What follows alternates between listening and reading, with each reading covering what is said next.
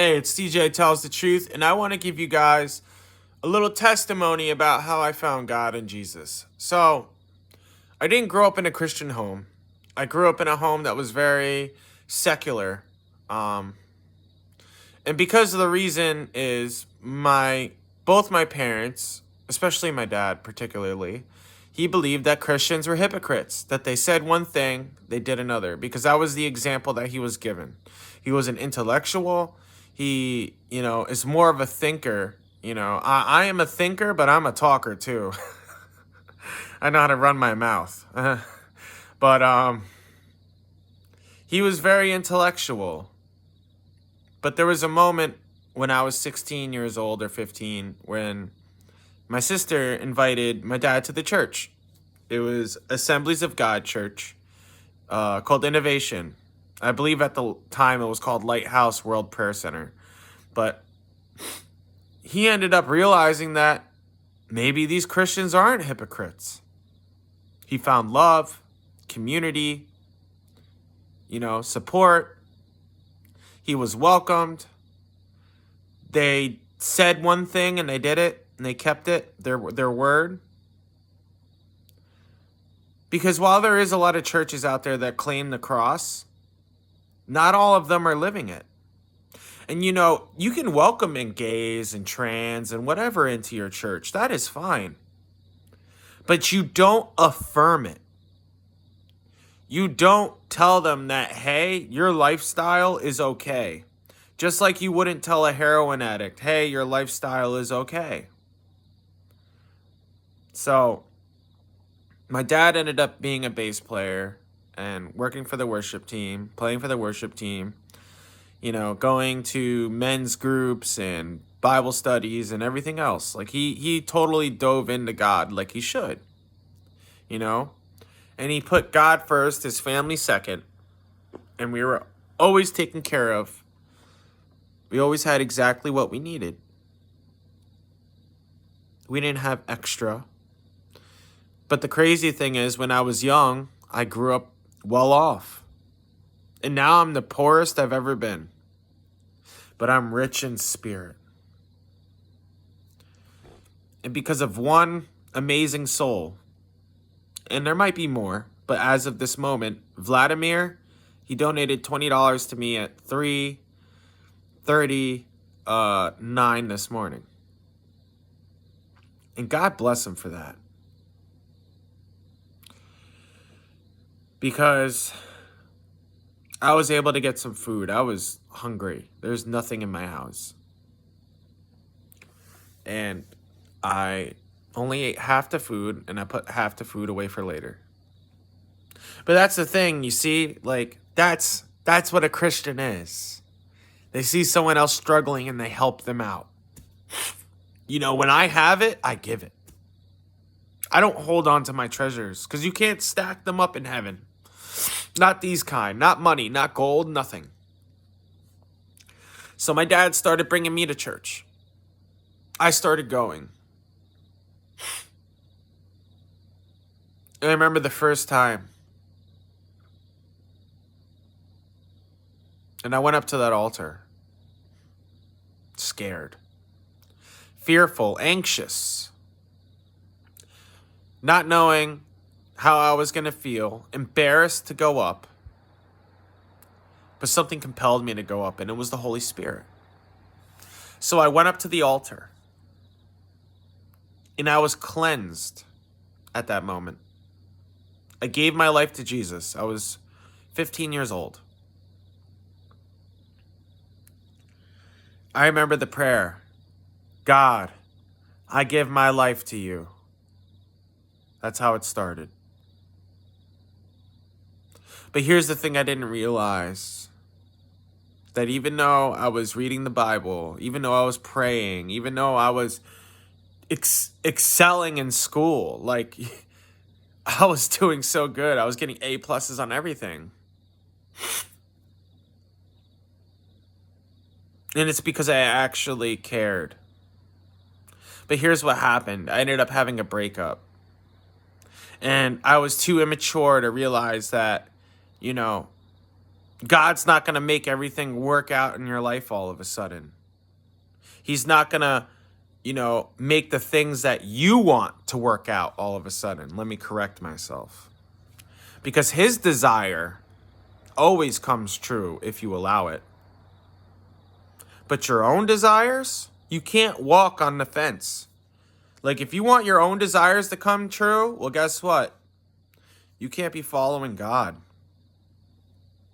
Because if you do, your life is just going to be hell. Because I lived on that fence for very many years. For about almost 20 years, I lived on that fence. And what ends up happening is you're being ripped apart because you have one side pulling your arm on that side, God's side, and then you got one side pulling your arm on the other side, the devil's side. And what ends up happening is you get ripped in half like a cartoon, like a Wile E. Coyote cartoon. You get ripped in half. Like things will be going well, and then all of a sudden, boom, your whole life is destroyed. Things are going well, and then your whole life gets destroyed. And it's because God doesn't want those things for you. He knows there's better for you. People that are really, truly his.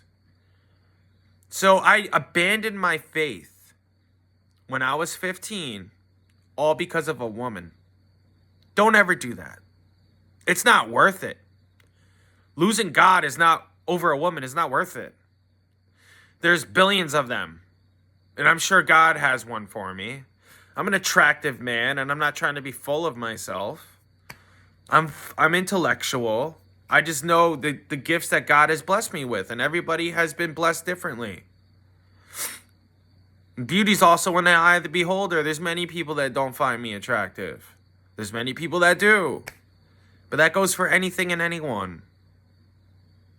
But you got to let God make your decisions, because we can't make them. We think we can. We think we know what we're doing, but be honest. Some of you are probably parents right now, have kids, right? And then you have no idea what you're doing. And then you realize your parents had no idea what they were doing. And it's like, how am I even alive? It's a miracle. You learn as you go. But the thing is, God, he makes that learning process easier. He's already put a guidebook out called the Bible on how to live your life. So I was 16, right? I gave up my faith. And I really wish I didn't, but I had to go down that road. 2 years later, get involved in car accidents. They put me on Percocet. I ended up becoming physically dependent on it. And then later after that, addicted, because my friend forced me to sniff some pill because he locked my script in a safe. And it's like, well, I could have called the police on him and gotten the script out of the safe. But when you care about people and someone's your friend for 13 years, it's kind of hard to call the cops on them. Right? Can I get someone to agree with me with that? It is hard. I mean, if I was just self-centered and self-caring, yeah, it would be easy. I would just call the police and get my script out, and that would have never happened. But because I have a heart and I felt bad. You shouldn't give in to other people's sin or other people's pain. You give them Jesus Christ when you see them in pain. You give them a shoulder, you give them support, but you don't give people the power to ruin your life. Don't do that. So I gave up my faith, and then I became hooked on Percocet. And then there came a time when the doctor couldn't give me a certain medicine because I had a bad reaction to it. I needed to turn it back in. I had extra days on my script, and they said, nope, we can't fill it. And because my friend threatened suicide if I didn't let a dope dealer move into my house 2 weeks before that, well, because I had a heroin dealer there and he saw I was obviously going through withdrawal, because opiate withdrawal looks the same pretty much. It's just varying degrees of it. So if you're like on fentanyl, it's going to look really bad. If you're on heroin, it's going to look really bad too.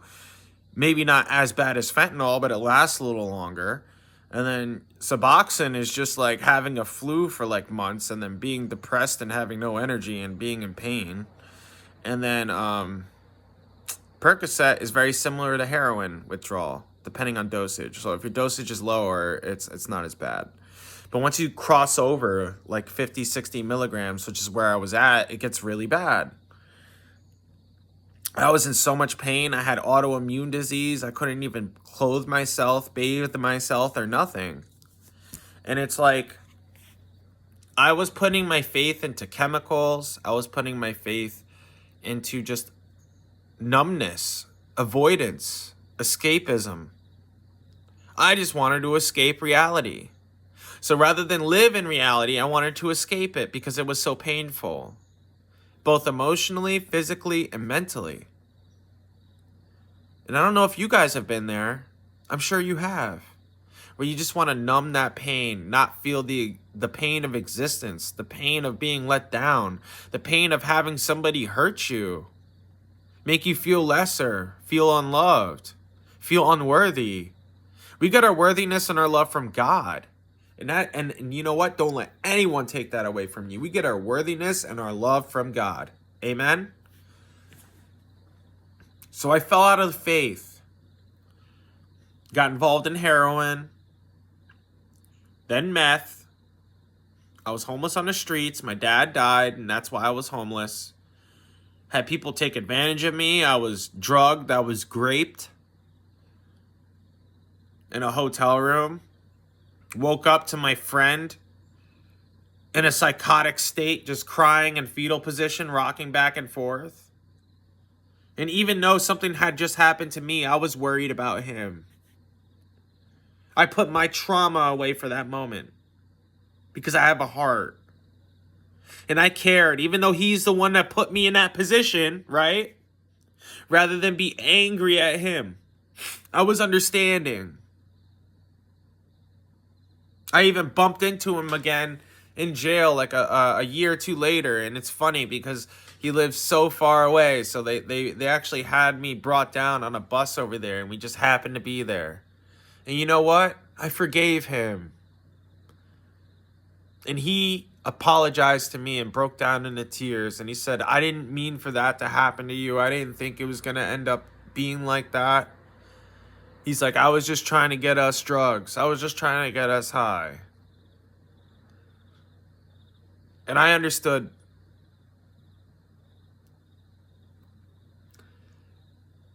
And the thing is, when you do drugs, you live your life separate from God.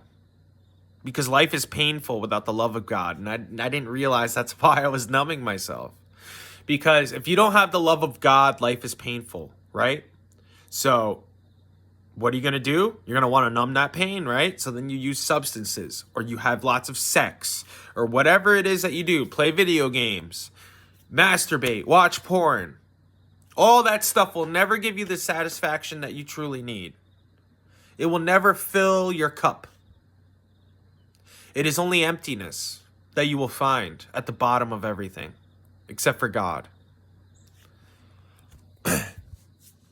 So my drug use and everything continued until the age of 28. I had people trying to kill me for life insurance money. I was worth like $1 million dead. It was very traumatic. Even police were involved on it. And the reason I know is because the same signs and the same things that they were writing, which was basically ancient languages used by Freemasons. And I know I sound crazy, but go look up the Townley Heighton, and then there's a Freemason lodge. One of the head Freemason lodges are actually located there. I'm not a liar.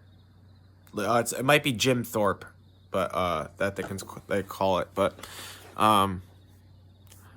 yeah, they were after me, and even when they locked me up, they did like this weird handshake thing I've never seen before. It must be a club handshake or something. And they had the rings on it too, the Masonic rings. And they would tap their ring. Like, it's hard for me to do because I'm holding the phone, but they would tap their ring. It's almost like gang members. And the thing is, they're actually involved with gang members too, because I had Bloods and Crips after me. And it was not a good time. But What ended up happening was God saved me that day. He got me locked up. And they were laughing at me as I was getting locked up in their cars in the parking lot. They were laughing. And part of the reason is because criminals think it's funny when someone they don't like gets arrested or someone they're targeting. And two, they knew that because I am in jail now, they could just write checks out of my checkbook. They could use my debit cards and I could do nothing about it because I had no one on the outside. Everyone had abandoned me at this point, even my own mother. But she was dealing with her issues and couldn't deal with a heroin addict. And I'm giving you guys the very short and quick version of my faith and stuff. So, I went to jail. And the only thing they had in there for recovery, because the first couple times they put me into jail, they just let me back out. But this last time when God had saved me, I was stuck for a year. They maxed me out. And it was for disorderly conduct or defiant trespass because I was running for 6 hours with people trying to kill me, tracking the GPS on my wallet, tracking the GPS on my phone. And like, I didn't realize something was up because my friend wouldn't let me charge my phone. And I was like, why are you not letting me charge my phone? And then he kicked me out when he knew my phone was dead and the sun was setting. I've been through it. But when I went to jail and the only recovery thing they had in there was church. So they had like drug and alcohol, and it was also church at the same time, Bible studies and stuff. So I took it. It was once a week. I think sometimes twice. And I went as much as I could. I was hungry. I was reading the Bible and everything else. But I actually started doing astrology and all this other stuff first. Doing charts to make money and all this other stuff. I was making good money in jail. I was making like $20 a reading. I had no way to feed myself. And before that, I was shaving back hair. Yeah. The things you do for money when you're in jail because you're starving. Because depending on the jail, you might not get enough calories in a day. And that was one of them. That was one of those jails. The last time they fed you was like 3 p.m. And the trays were literally like less filling than a Lunchable. I'm not even joking. They were small. Like the portions were like your side was like literally that big. Your entree was that big. But I went to jail and I found God. But then I came out. And I ended up thinking that, well, yeah, I accept God and I love God and I read the Bible and yada, yada, yada. But the thing is, like, I wasn't approaching God the right way at this point. I was still doing the things that I wanted to do. I was still thinking that I knew best. And every time a woman came into my life, I thought God had sent them. And that's not how it works. You have to look for the fruits of the Spirit. And then it also has to be biblical. There's a couple signs and things and whatnot that determine that. But I'll get into that in another video. But it wasn't until my ex lost her kids, which was like about a year ago, that I really started seeking God. Because the foster parents, they were taking the kids to church. And then for her to see her kids, right, we would have to go to church. And I loved it. And then I started really wanting God and being hungry for him again. But what ended up happening was I stopped seeing the girl, and then I stopped wanting to go to the church because I didn't want to bump into her and her kids. And I don't think she wanted me there either because of that. She didn't want the kids interacting with me. So I put my relationship with God on pause for a little. I started seeing other girls. I started thinking that I knew the path I should walk. But just because something's available or in front of you doesn't mean that God put it there, because the devil could put it there too. You have to be very spiritually aware, folks. So, now I found Jesus, and my life could have never been better.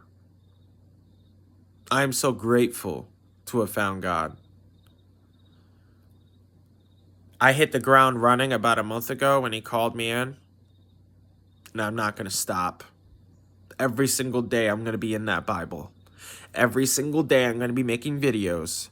And hopefully soon I'll have my computer back so we could really get some Bible studies done and some sermons in. Because you know what? I need it, you need it, and God needs it. Thank you for being a part of this channel. I appreciate all of you. Please like, comment, subscribe. And I'm going through a little bit of hard times right now. If you want, you can donate to my Cash App. If not, I understand. Times are hard. If you could even just donate $1, it helps towards this ministry. Right now, I just literally have no food to eat. And I'm literally just like going to soup kitchens and stuff. Unfortunately. But that's what God put them there for. He put those people there for me. To help me. But if you want to be one of those people that can help me in this rough moment, I would appreciate that so much. And then I should be back on my feet by the 3rd. I'm going to have to pay a lot of stuff out. I'm on a fixed income. And I'm probably going to be struggling next month as well. But God will provide. I know He will. He will never leave me without. It might not be what I want, but He gives me what I need. I'm not a grifter. I'm not someone that does this for attention or money. I just want to survive and do God's work. That's it. I've even given up on the woman thing. If he wants to put a woman in my life, great. But my desires are His. I give Him every desire of my heart now. And I hope you guys can see that and you can support this ministry. So that was my short testimony of how God came into my life and I walked away. But I'm never walking away. Never again, I promise. This has been TJ Tells the Truth. See you around.